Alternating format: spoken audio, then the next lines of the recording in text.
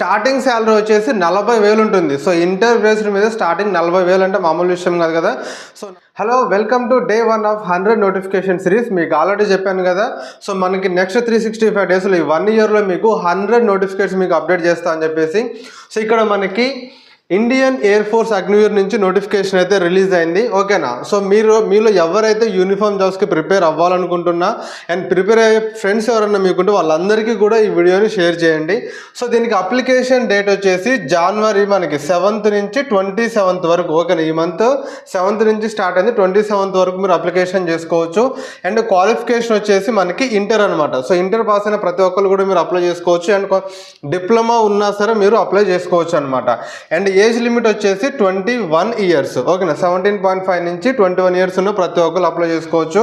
And application fee వచ్చేసి 550 రూపాయలు ఉంటుంది. దీని ఎగ్జామ్ డేట్ కూడా ఆల్రెడీ అనౌన్స్ చేశారు, మార్చి 22nd. ఓకేనా. సో ఇయర్ మనకి మార్చి 22nd దీనికి ఎగ్జామ్ డేట్ అయితే ఉంటుంది. స్టార్టింగ్ శాలరీ వచ్చేసి 40,000 ఉంటుంది. సో ఇంటర్ బేస్డ్ మీద స్టార్టింగ్ 40,000 అంటే మామూలు విషయం కాదు కదా.